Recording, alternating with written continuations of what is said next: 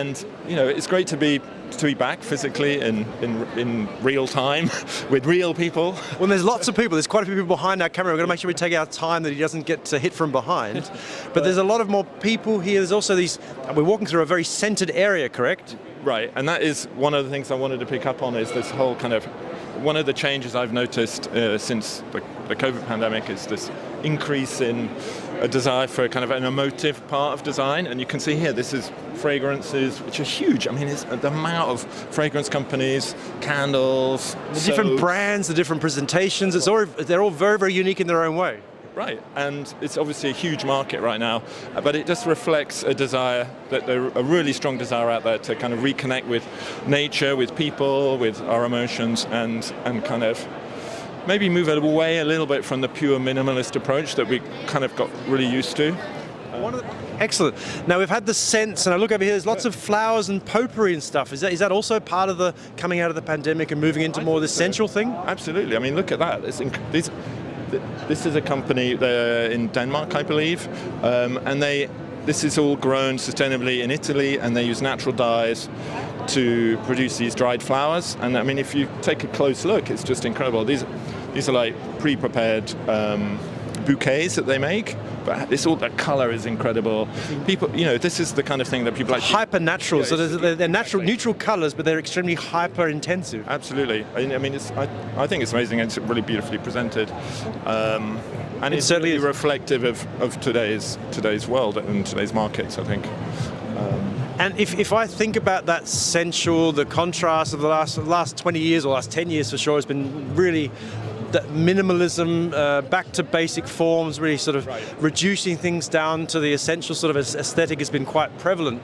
And that's something I'd like to make sure you say a few words about what your thoughts are on the shift on the other side of that coin. Well, I guess people want a bit more from the things they have at home, and it could be about the narrative of where the product comes from. The stories they can tell their friends when they come around. It's like, this comes from there, we know how it was made, where it was made, by who, is it recycled materials.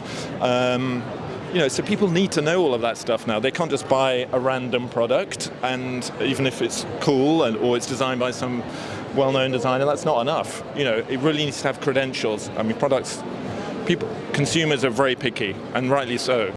One of the things yesterday we were talking about the choices people are making to put certain things in their home again, and making choices. Say, what do I want in my environment? What do I not want anymore? Exactly, and I think that's really key. Choice. We have a lot of choice, and as consumers, we have kind of learned that we can affect some change.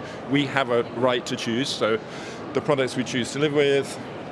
There's more people coming out. Watch your back here, guys. We've got so many people in this hall. It's a very busy hall this morning. It's really buzzing. That's really great to see, isn't it? I mean, we're passing loads of stuff constantly, and it's all, it's a lot of sustainability. This is all recycled cotton. You've got stuff that's coming from all over the planet, but it's a little bit more thought through, I feel like. And I mean, we've got a stand here which we walked past before, and we said "made from waste." And that's sort of quite a large slogan on the wall here. The idea of what these products made from, where's the material come from, not only who made it and where it's been made, but also from what. Exactly, and I think this company embodies, typically what a lot of companies are being forced to do, and that is to kind of really take what they make seriously. I believe these come from different sources, so they've reached out to find suppliers in different parts of the world of sustainable and ecological materials that are then transformed. So it's almost less about the actual formal design and more about the content, if you like. I think this is really important. So the fact this shape is, it's a glass, obviously. It doesn't matter. It doesn't need. But the new part for me is that then the coating and the sandblasting of the base to look like it's been quite. That's again the minimal modernism part we've been seeing the last few years in a new combination. So that's probably just sandblasted, no? Yeah, I imagine they might have coated it with something, but I think it is just sandblasting. Yeah, gorgeous. But you can just tell the story as well. I mean, you just need to look at it. And excellent. Well, actually, this is a nice little thing there, isn't it? Repurposing bottles with this plug-in. That's the LED light. I heard about that. It's like a plug-in LED cork. Brilliant. Just choose your So repurposing, that's another kind of slightly eco theme that's a bit everywhere. And you can see here the larger companies are having to, that might traditionally have been using regular plastics and injection molding. They're all back there, guys. Lots of people in this corner. It's quite a busy corner here. We're going to take it a bit slower. But they've been forced to kind of really think about the origin of their materials, how they're using. This is Umbra, big company, but you can really see here. Got to consider the planet. Everyone is looking at that. Not just being stuck in your own set ways and ways of doing things, but actually evolving. You've got to evolve. I mean, these days the consumer has become, quite educated, I think, and that's thankfully actually. Yeah, I mean that's a big development. They're educating to exercise the power of choice, and that's which really, is actually a really good thing. Yeah. But we're sort of everyone's got to get a bit used to it. Right, exactly. And actually, here we are at Alessio. We're passing all these great design classics.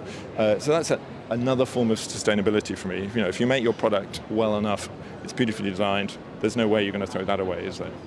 Well, some of these designs are from like the 50s and 60s and 70s. People might not know that, but that is a form of sustainability. Make it once, make it right, and make sure it can stand the test of time visually as well as from a quality standpoint. Yeah, and it becomes like an heirloom, and it passing on a bottle opener to your children. Yeah, exactly. And you're right, though. That's cool. It only works if the quality of the production quality materials, etc., will last. Yep. But they do. The future of work is staying at home. I feel like it's going to expand because it's really topical. There's a few companies alongside who are developing special working. Is that like a fold-up desk system? It looks like it. It looks really cool. Can I touch this, guys? Can I put this one up? Oh wow, that's cool. It's like you were at work, now you're at home. How easy is that? It's actually magnetic too, look at that. So I guess you can change the surface, decorative finishes of choice, etc. So that's just clips on there. Brilliant. Future of work. I could use one of those. Yeah, I was going to say, I'm taking note. So we're in a different area here. Again, it smells different, it feels different. If I look at the contrast of overstimulating emotional sense and lights and things, what's the other end? Modernism, minimalism. Any other trends or thoughts you'd like to share with the various audience we have here? Well, you will have noticed. In the background, at all the stands we've been passing, the use of colour has fundamentally changed, and it's just everywhere. So it's symptomatic of the same things, but it's so important. People have a lot more courage. But it's difficult to say if it's all sort of puce, sort of toned down colours, or bold, but it's a mixture. It's everything. Yeah, everything is possible, and I think that is symptomatic as well. There are still people producing and buying and selling the more minimal look. This is great. Yep.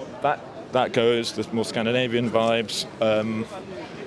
But the super loud kitsch approach, we've seen a lot of kitsch here in some of the other halls. A little bit too much for my taste, but I guess that's okay. But that's the way the world is these days. It's very tolerant of all kinds of opinions. And one of my favourite areas is the Ambiente, and I think I've told you this before, is always the talents area, which is obviously integrated here. A bit of a contrast to the office space and the sort of real big names. This is where the newcomers are being presented. Right, and you get lots of projects with I think a little bit more of a narrative. So they're thinking a bit more about the bigger pictures of these projects, and look at these things.